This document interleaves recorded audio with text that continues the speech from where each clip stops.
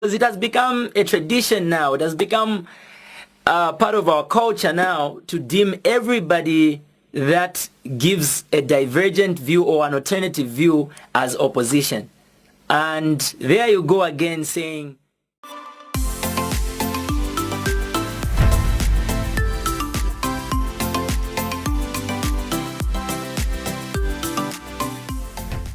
hi guys, it's a girl Lalama Times, also known as Gelawapa Z, girl from Zambia.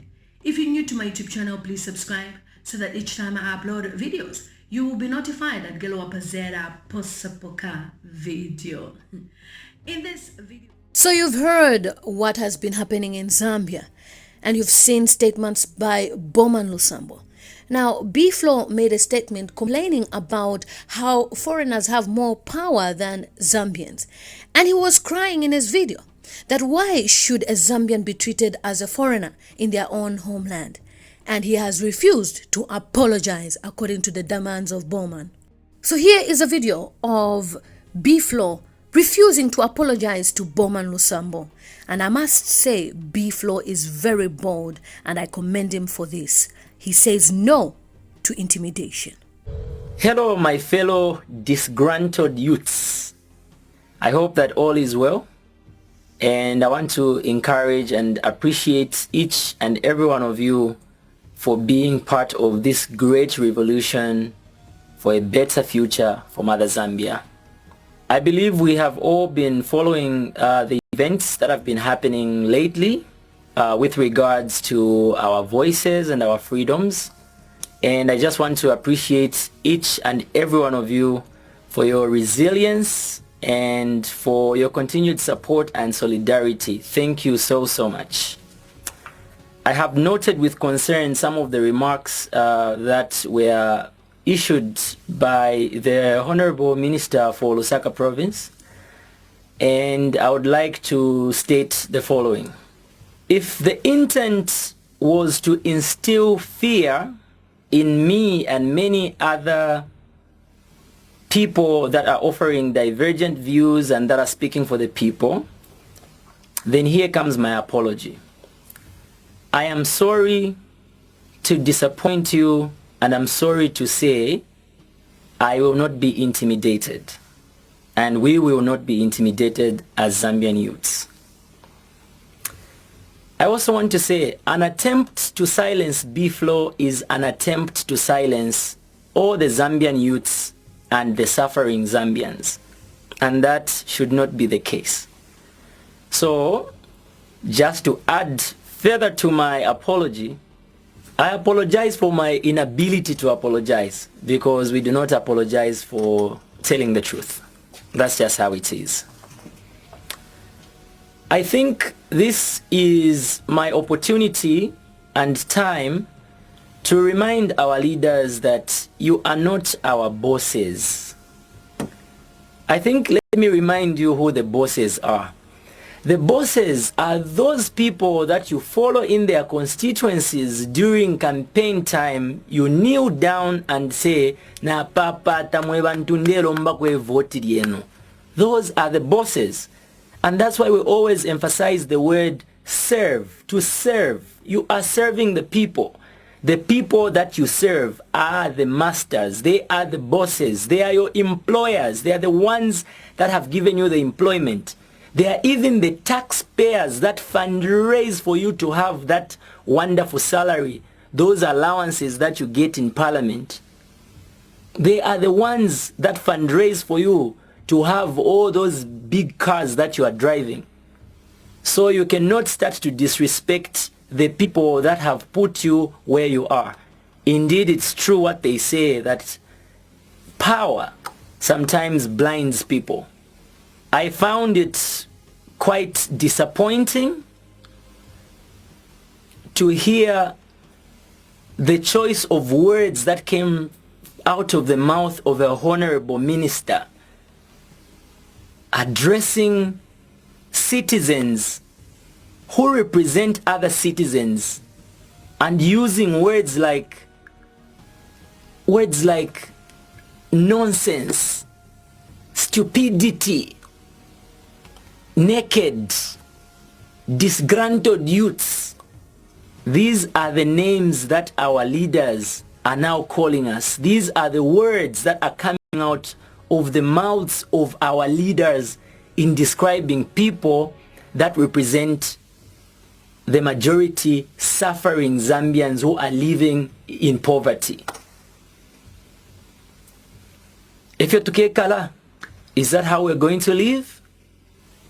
For every word that you utter when you talk to a person like myself or to any other activist who speaks for the people, I think you should be aware that every time you utter such a word, you are saying it to the people that we represent. They are the ones you're calling these disgruntled youths. These youths who are too naked that they can't speak because they are too naked according to you. The ones you're calling stinking nonsense.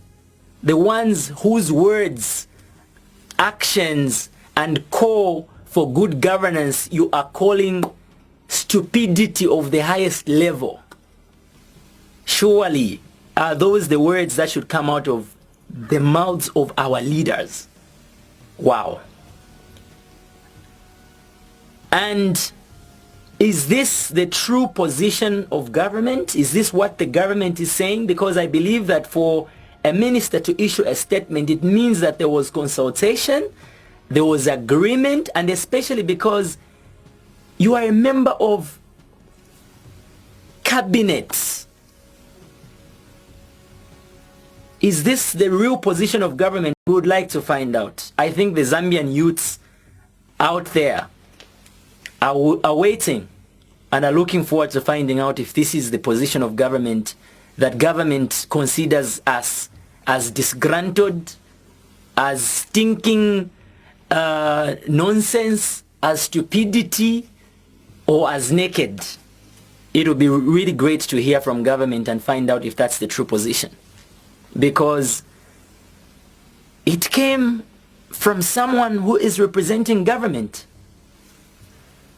Now, you talk about lawlessness. Our call for good governance, our call for transparency and accountability is deemed as lawlessness. But tell me, between our call and your choice of words, your offensive words, which of the two describes or is equivalent to lawlessness? In my last video message, I did mention that I didn't care whether I was going to be viewed as opposition just for raising my concerns and airing my views, because it has become a tradition now. It has become part of our culture now to deem everybody that gives a divergent view or an alternative view as opposition. And there you go again saying these youths are just being sponsored. Well, you really want to know who's sponsoring us or what is sponsoring us? We are being sponsored by our poverty. Yes, we are being sponsored by our poverty, by the high levels of youth unemployment, by the lack of information. We are not being addressed to know what's going on with regards to certain things, the deals, the mines, the gold. Yes, we are being sponsored by the anguish that we feel about the oppression that we are getting from foreign employers who are being given an advantage over the local employees who cannot have a voice, because every time somebody tries to speak on their behalf, that person is being forced into an apology. And now we are just getting into this frenzy, this trend of just apologizing for the truth. And that's what you want all of us to just be doing now, apologizing for our truth. Wow, what a country. Man, what a time. The minister, we are angry because we are hungry. Insala ila kalipa. ero nga yakalipa abantu balakalipa efe chaba ero futi ichikalipa chumfu omwine tetimumukanya tiwe fuma mubukali nga muleve kumfumya mubukali mfumyeni munsala efyo ndelanda ng'omusepera wapa Zambia. This is the voice of the youth. This is the voice for the voiceless. This is the voice of the voiceless. Efyo chiriapa. And allow me to just say, commenting on governance issues is not a crime. It has never been a crime and it will never be a crime. If you describe it as such, then you are demeaning the educational system of Zambia, which you are currently supervising as a government. Because it is the same educational system that has taught us our social studies, our civic education, which has given us information and enlightened us on our rights and freedoms. Then today, when we see that those rights and freedoms are being stripped off, we try to speak against that. And you tell us to say we cannot comment on governance issues. We try to call for accountability and transparency because we want to know what is going on. We try to call on you to address us and tell us what is going on in the nation or how you plan to solve the problems that people are going through. And you want to tell us to say, no, you cannot comment on governance issues. You cannot do it on social media. Why not social media? Isn't this the same social media that you have used to highlight your work whenever you have been policing people around in Lusaka? So social media will only be good for you? It cannot be useful to us? No. We have to use social media. It is the platform that we have to air our views. Are you sure that when people, if people today were to go and knock on certain doors to want to seek an audience with the leaders, they will get it? I don't think so. Because I have seen it for myself, how so many people struggle to have access to these nice air-conned offices of yours. The bureaucracies, how they can't just be attended to because they have no appointment with the great bosses. And you want to stop people for using social media. You want to stop people from using social media. You want to victimize people for offering checks and balances. Isn't that within our constitutional and democratic rights? This is unbelievable. It is unacceptable. Honorable Minister, if you found anything wrong in the things that we have said or in the approach that we have taken, don't you think that the best thing you can do is to seek an audience with us for you to get our feedback?